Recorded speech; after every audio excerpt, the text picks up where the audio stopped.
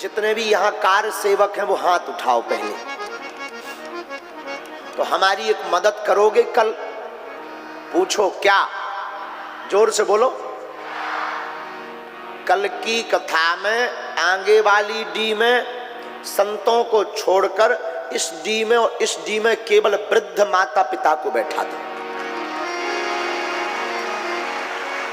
जितने भी वृद्ध पीछे खड़े मिले, बैठे मिले, हमारे आने के पहले कल की कथा में ये जितने सजे बजे बट वाले आदमी बैठे ना, लगाएं। और ये तरफ ये जो चश्मा ठोकर बैठे, कल तुमोन हाँ टीवी पे नहीं दिखने हैं, पीछे बैठने तुमोन। हाँ मानो हमारी बात, सही उपाय है ना, गलत तो नहीं है। तुमने तो बहुत बैठ लो। कल इन लोगन अभी जे बेचारे धक्का में आ नहीं पाऊता, वृद्ध दादा दादी मताई बाप, धक्का में इन्हें डर लगत। कल की कथा सिर्फ वृद्धों के सम्मान में आगे यही बैठे।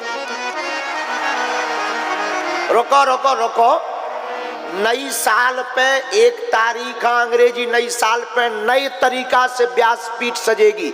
1 तारीख को नए वर्ष पर युवान बहन युवान भाई आगे बैठेंगे।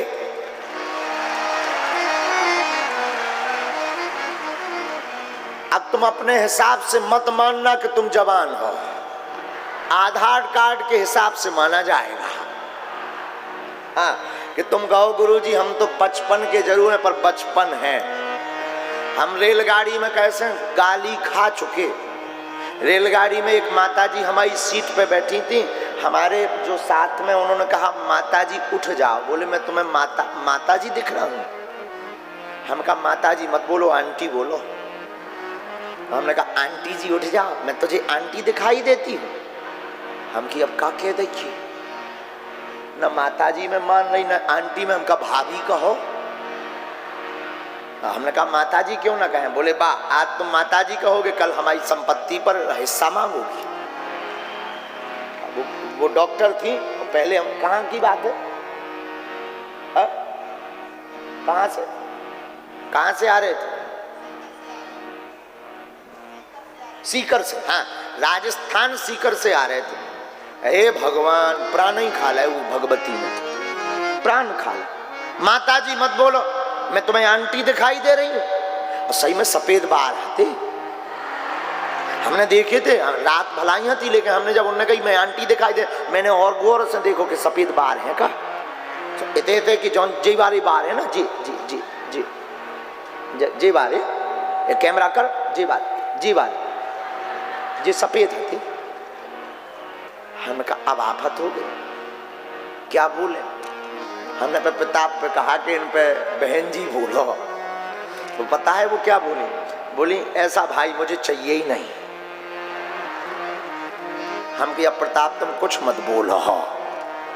तो कल वृद्ध माता पिता, वृद्धों को, हमारे जो बुजुर्ग हैं उनको आगे बैठाएं, ये ठीक है ना? उपाय कैसा बताओ ना? अरे जरा सहयोग कर दिया कर। और परसों अंग्रेजी नई साल में नए तरीके से व्यासपीठ सजेगी। आगे सब युवान विराजमान होंगे, सब युवान। बढ़िया होगा ना? ठीक रहेगा ना? हाँ तो भैया हम हाथ जोड़कर निवेदन कर रहे हैं, बहुत विनम्र, आप हमारे हो। जितने लोग यहाँ विराजमान हैं या घर पर बैठकर कथा सुन रहे, सच बतावे, ये जितनी भी कथा हम तुम्हें रोज रोज सुना रहे ना तो हमारा ऐसा स्वार्थ है, हमारा एक ही स्वार्थ है कि तुम किसी कथा के बहाने तो सही भगवान के हो जाओ।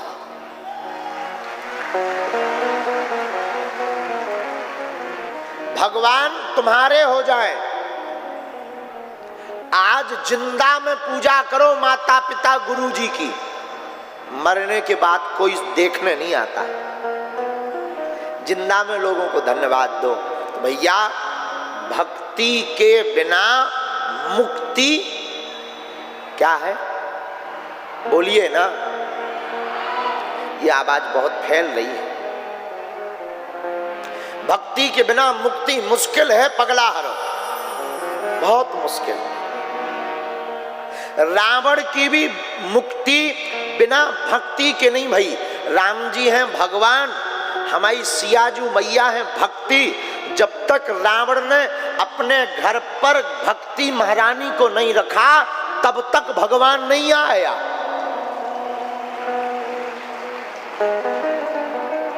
और आप भी सुन लो, जब तक आप मन मंदिर में भक्ति को नहीं जगाओगे तब तक तुम्हारी जिंदगी में भगवान नहीं आएंगे।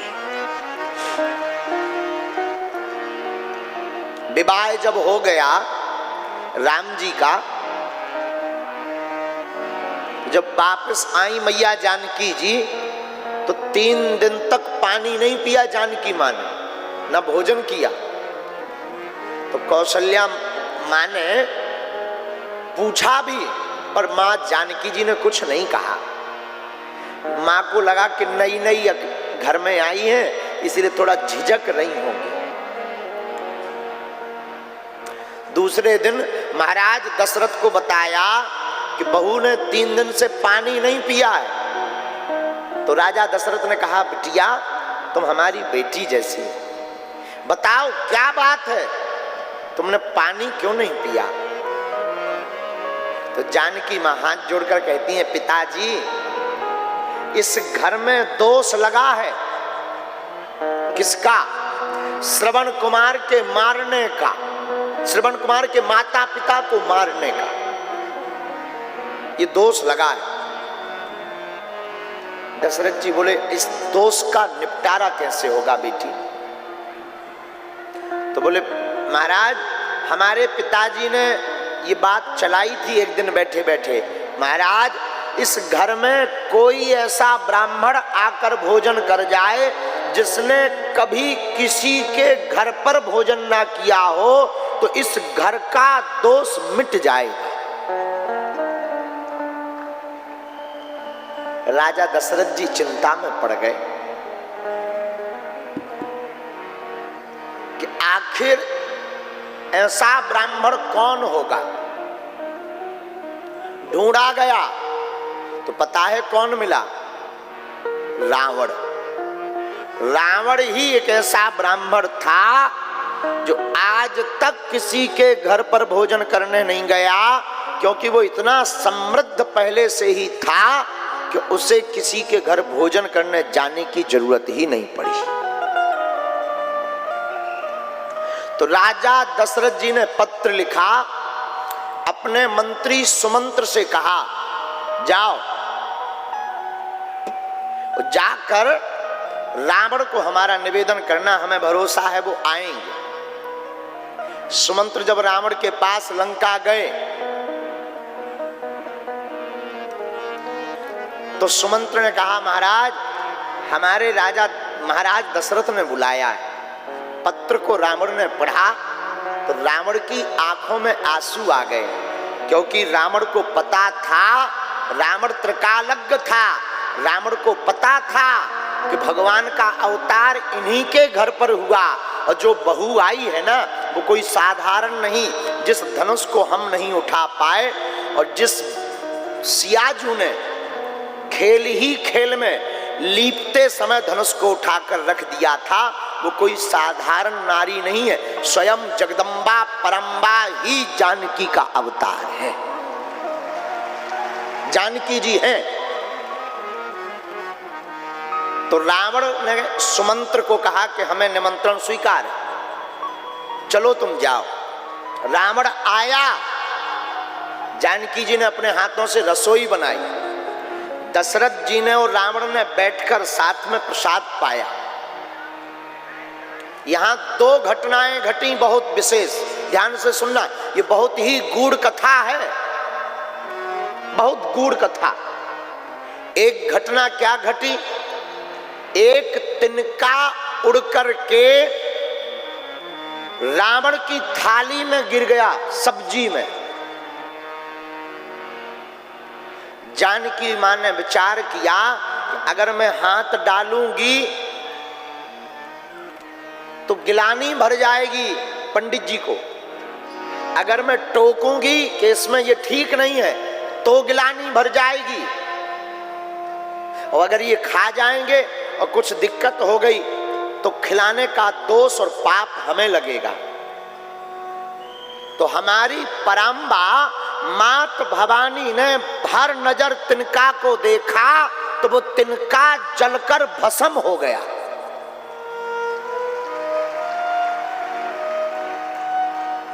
ये बात रावण ने भी देखी, दशरथ जी ने भी देखी। बाद में जब रावण जब विश्राम करने लगा कुछ देर, तो दशरथ जी ने एकांत में जानकी मां को बुला करके कहा, बिटिया बहू, हे सीता, अब आज हमें तुम वचन दो, जिस प्रकार भर नजर तिनकों को देखकर तुमने भस्म कर दिया, अब लौटकर कभी किसी को मत देखना, नहीं तो उसके प्राण चले जाएंगे।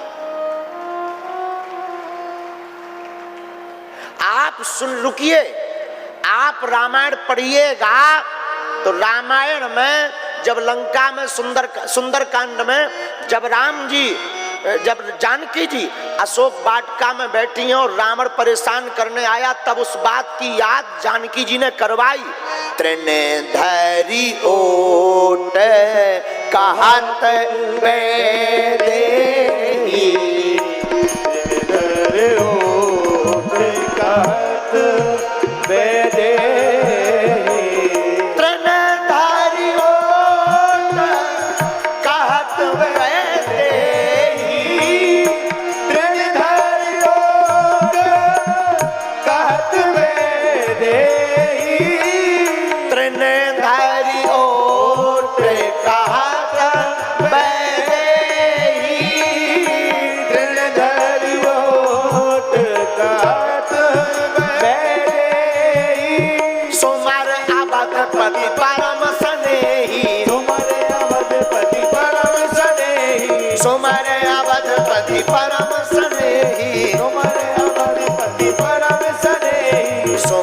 अवधपति परम स्नेही, तुम्हारे अवधपति परम स्नेही। हाँ, श्री राम जय राम जय राम, श्री राम जय राम जय जय राम, श्री राम जय राम जय।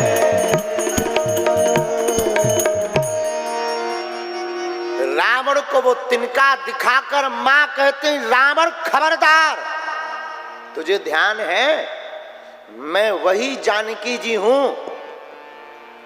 तिनका रखकर रावण को याद कराया, खबरदार अगर नजदीक आया और हमने अगर भर नजर देख दिया तो जैसे तिनका भस्म हो गया था वैसे तू भी भस्म हो जाएगा। रुकिएगा। दशरथ जी ने वर मांगा, मां जानकी जी ने दिया। अब रावण के जाने की बारी जब आई अयोध्या से,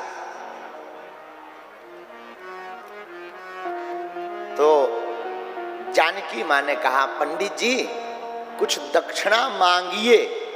रावण हंसकर बोला, हमारे पास कौन सी दक्षिणा की कमी है ये बताओ,